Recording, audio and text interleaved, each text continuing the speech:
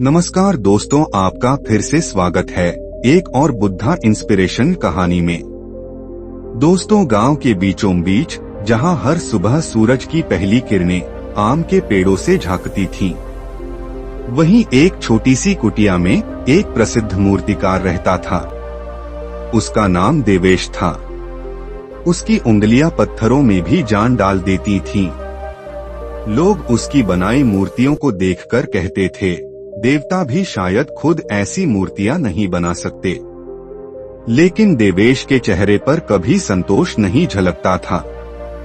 दोस्तों, हर रात जब पूरा गांव चांदनी में सो रहा होता, देवेश अपनी कुटिया में दिए की मध्यम रोशनी में बैठा एक अधूरी मूर्ति को निहारता रहता। वह अपने आप से बड़बड़ाता, यह भी अधूरी है, यह भी अपूर्ण है। उसकी यह बेचैनी केवल उसकी मूर्तियों तक सीमित नहीं थी, यह उसकी आत्मा में गहरी जड़ें जमा चुकी थी। हर बार जब वह कोई मूर्ति बनाता तो उसे लगता, क्या यही मेरी सीमा है? क्या मैं इससे बेहतर नहीं कर सकता? दोस्तों, एक दिन जब देवेश पत्थरों को तराशने में उलझा हुआ था, तभी अचानक गांव में ढोलनगाड़ों की गूंज सुनाई दी।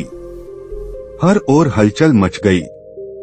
एक व्यक्ति दौड़ता हुआ आया और बोला, भगवान बुद्ध अपने शिष्यों के साथ हमारे गांव आ रहे हैं, वे यहाँ प्रवचन देंगे। दोस्तों, गांव भर में मानो खुशी की लहर दौड़ गई। सभी लोग बुद्ध के दर्शन की तैयारी में जुट गए। लेकिन देवेश अपनी मूर्ति के पास बैठा रहा। उसने सोचा, क्या एक संत मेरी समस्या का समाधान बता सकता है? मूर्ति बनाने का काम तो पत्थर और छेनी का है, इसमें भला कोई कैसे मदद कर सकता है? परंतु उसके भीतर कहीं एक आवाज गूंजी, देवेश, तुम बुद्ध के पास जाओ, शायद तुम्हें वह मिले जिसकी तलाश है। दोस्तों, दूसरे दिन सुबह होते ही देवेश बुद्ध के प्रवचन में पहुंचा। वहां सैकड़ों लोग जमा थे। बुद्ध शांत और स्थिर मुद्रा में बैठे हुए थे। उनकी आंखें मानो हर किसी के भीतर झांक रही थीं। उनके शब्द वातावरण में गूंजे, जो अपने भीतर की अपूर्णता को नहीं समझता, वह बाहर की पूर्णता को कभी नहीं पा सकता। दोस्तों, देवेश का मन ठिठक गया। यह वाक्य मानो सीधे उसकी आत्मा तक पहुंच गया। उसने उसी क्षण निश्चय किया कि वह बुद्ध से मार्गदर्शन अवश्य मांगेगा। और यहीं से शुरू हुआ देवेश का जीवन बदलने वाला सफर, जो उसे न केवल मूर्तियों की बल्कि खुद की पूर्णता का रहस्य सिखाने वाला था। पूर्णता का बोध। एक छोटे से गांव में एक प्रतिभाशाली मूर्तिकार रहता था। उसकी कला में गजब का कौशल था। लोग उसकी मूर्तियों को देखकर दंग रह जाते थे और कहते, यह मूर्ति नहीं, साक्षात जीवन है। परंतु मूर्तिकार हमेशा असंतुष्ट रहता था। उसे अपनी कृतियों में हमेशा कुछ कमी महसूस होती थी। वह सोचता, क्या मैं कभी ऐसी मूर्ति बना पाऊंगा जिसे देखकर लोग कहें कि यह संपूर्ण है? दोस्तों, वह दिन रात मेहनत करता, नई नई तकनीकें आजमाता, पर हर बार उसे लगता कि उसकी कला में कुछ अधूरापन है। दोस्तों, कई वर्षों के बाद एक दिन गांव में यह खबर फैली कि भगवान बुद्ध अपने शिष्यों के साथ यहाँ आने वाले हैं। पूरे गांव में उत्साह का माहौल था। मूर्तिकार भी इस सभा में शामिल हुआ। बुद्ध ने अपनी मधुर वाणी में कहा, मनुष्य की सबसे बड़ी पीड़ा है असंतोष, और उसका सबसे बड़ा समाधान है सच्चा समर्पण। पूर्णता वह नहीं जो बाहर दिखाई दे, पूर्णता वह है जो भीतर से महसूस किया जाए। दोस्तों, मूर्तिकार को यह बात गहराई तक छू गई। उसने सोचा कि शायद बुद्ध ही उसे उसकी समस्या का हल बता सकते हैं। सभा समाप्त होने के बाद वह बुद्ध के पास गया और कहा, भगवान, मैं हर दिन अपनी कला को निखारने की कोशिश करता हूँ, लेकिन मेरी मूर्तियों में मुझे हमेशा कमी लगती है। मुझे सिखाइए कि मैं अपनी कला को संपूर्ण कैसे बना सकता हूँ। तभी बुद्ध थोड़ी देर शांत रहे और बुद्ध ने उसे ध्यान से देखा और मुस्कुराते हुए कहा, तुम्हें इसका उत्तर खोजने के लिए मेरे साथ चलना होगा। दोस्तों, मूर्तिकार ने अपने काम और घर-बार को छोड़ दिया और बुद्ध के साथ यात्रा पर निकल पड़ा। उनके साथ एक और शिष्य था जो वर्षों से बुद्ध की सेवा में था। मूर्तिकार ने देखा कि शिष्य हर कार्य को बड़ी लगन और धैर्य के साथ करता है। कुछ दिन गुजर जाने के बाद एक दिन मूर्तिकार ने शिष्य से पूछा, तुम्हारे अंदर इतना धैर्य और संतोष कहाँ से आता है?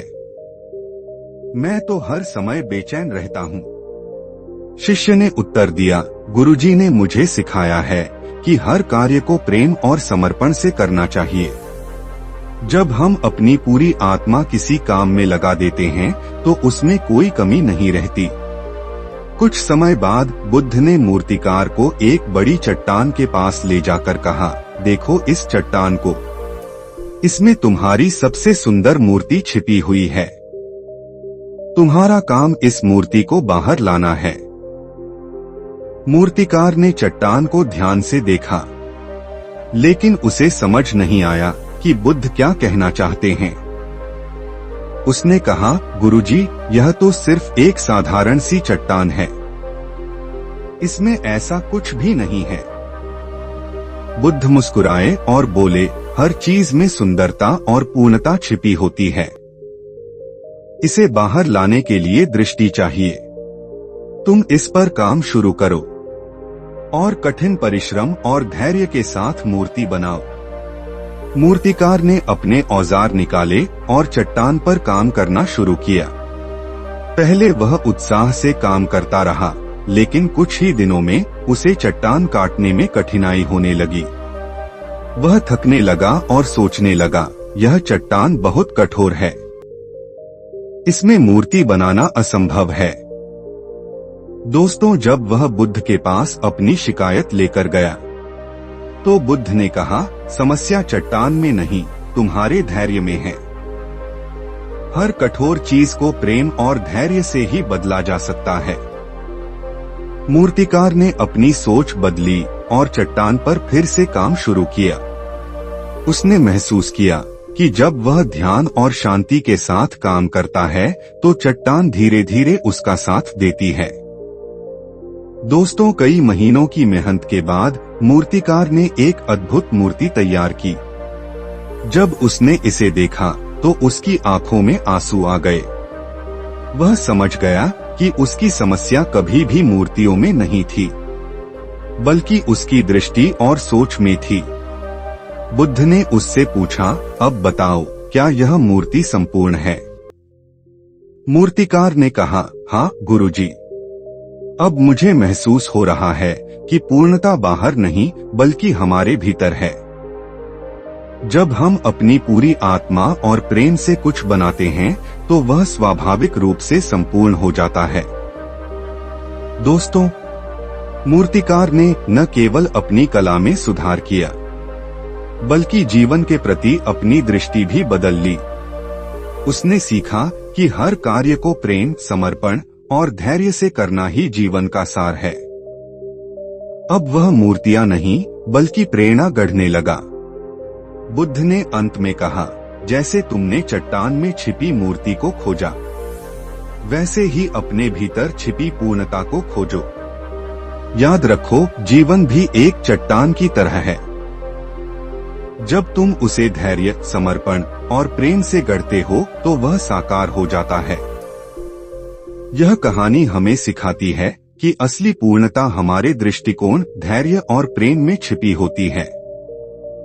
जब हम अपने भीतर की शांति और संतोष को पहचान लेते हैं तो हर कार्य में पूर्णता स्वाभाविक रूप से प्रकट होती है। दोस्तों, पूर्णता बाहरी नहीं, आंतरिक होती है। कहानी हमें सिखाती है कि सच्ची पूर्णता किसी वस्तु या कार्य में नहीं बल्कि हमारे दृष्टिकोण और प्रयासों में छिपी होती है। जब हम अपने भीतर संतोष और समर्पण का भाव विकसित करते हैं तो हर कार्य में पूर्णता प्रकट होती है। धैर्य और समर्पण की शक्ति। किसी भी कठिन कार्य को पूरा करने के लिए धैर्य और समर्पण आवश्यक है। जब मूर्तिकार ने धैर्य और प्रेम से चट्टान को गढ़ा, तब ही वह अद्भुत मूर्ति तैयार कर सका। सीमाओं से परे जाने का साहस।